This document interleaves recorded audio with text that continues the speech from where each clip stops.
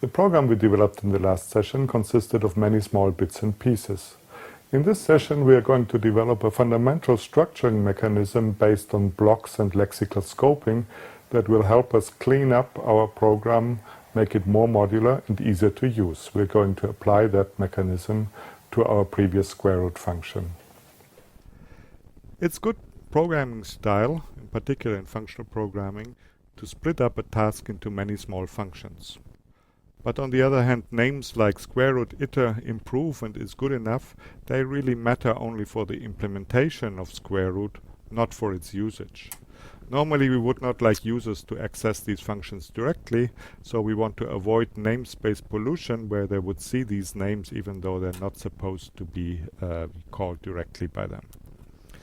One way we can achieve that is to put these auxiliary functions inside the function square root. So let me show you that with the worksheet.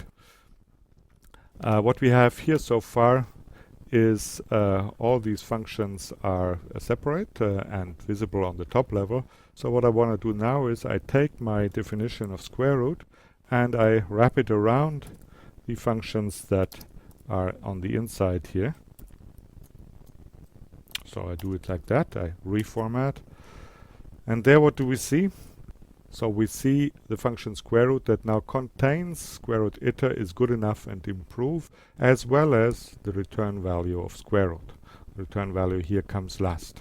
What that means is that now our program is much cleaner. The only function that's seen from the outside is square root. We still have very good names for the individual substeps, but those are accessible only from inside this algorithm. So the way we did that was using a block. A block is delimited by braces and it contains a number of definitions and at its last element an expression that defines the return value, the result of that block. So here you see a simple example.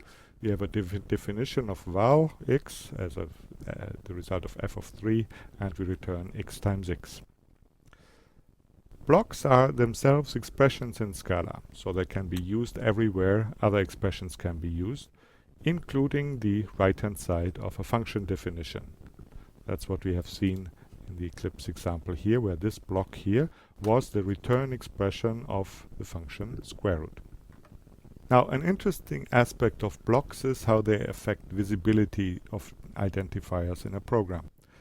There are two simple rules. The first is the definitions inside a block are only visible from within the block, not from the outside.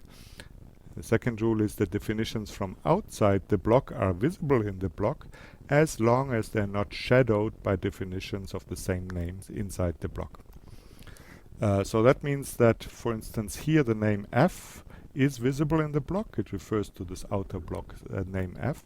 But the name x here refers to the inner name x, not the outer name x. The inner name x shadows the occurrence of the outer name. Let's do an exercise. I take a small variation of the program you've just seen.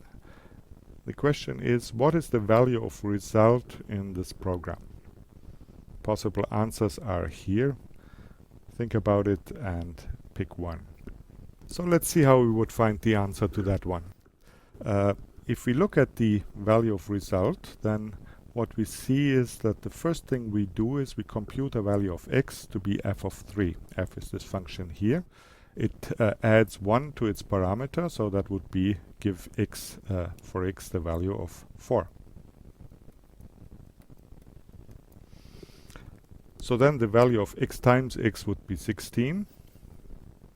And we take that value and add x to it. What's the value of x here? Well, we're now outside the block, so the value of x here is no longer visible. And the value we do see here is this first definition, so that would be 0. So the answer of the whole expression, the result of the whole expression is 16. So we've seen that definitions of outer scopes are visible inside a block unless they're shadowed. We can use that to simplify square root by eliminating redundant occurrences of the x parameter, which means everywhere the same thing. So what you see here in the worksheet is that the x parameter that comes into square root is duplicated here, here, and here, but it's never changed. It's always passed as it is before. So we can simply eliminate all these occurrences here and eliminate the corresponding parameter in the application. And we have the same version of square root, but now it's much cleaner. We have avoided the redundancy of passing the parameter x around everywhere by using the simple trick that the value of x is actually visible inside all these nested functions. So that gives you another reason for nesting things. It's not just namespace control, but it's also reusing outer definitions without passing them explicitly in parameters. Okay, one thing we haven't mentioned so far were semicolons, simply because so far we haven't seen them. Even though in Java every statement would be terminated by a semicolon, in Scala they are in most cases optional. You could have written val x equals 1 with a semicolon, but most people would omit that. The only situation where you really need a semicolon is if you want to put several definitions or expressions on one line. Then the semicolon is needed to separate them. So for instance here you have a value definition of y equals x plus 1 and then a use of the variable y in a subsequent expression, and you need the semicolon here to separate the two. Being able to commit semicolons at the end of lines is very convenient, but there's one issue with it. How would you write an expression that spans several lines? To see the problem, consider this expression here, some long expression, then it's continued on the second line with plus some other expressions. That would actually be interpreted by the Scala compiler as two expressions. The first expression is the sum long expression, then it would be the implied semicolon, and then comes plus with the other expression. There are two ways to overcome this problem. You could write the multi-line expressions in parentheses, because semicolons are never inserted inside a pair of parentheses. So you could write some long expression plus some other expression. As long as you put it in parents, then that's fine. Or the other way to do that is to write the operator on the first line as the last word on the first line, because this tells the Scala compiler that the expression is not yet finished. So if a line ends in an infix operator, the Scala compiler will assume that the next line forms part of the same expression. So to summarize what we've seen this week, you've seen simple elements of functional programming in Scala: arithmetic and Boolean expressions, conditional expressions, if then else, functions with recursion, nesting and lexical scope. You've learned the difference between call by name and call by value evaluation strategies, and I believe most importantly you've learned a way to reason about program execution.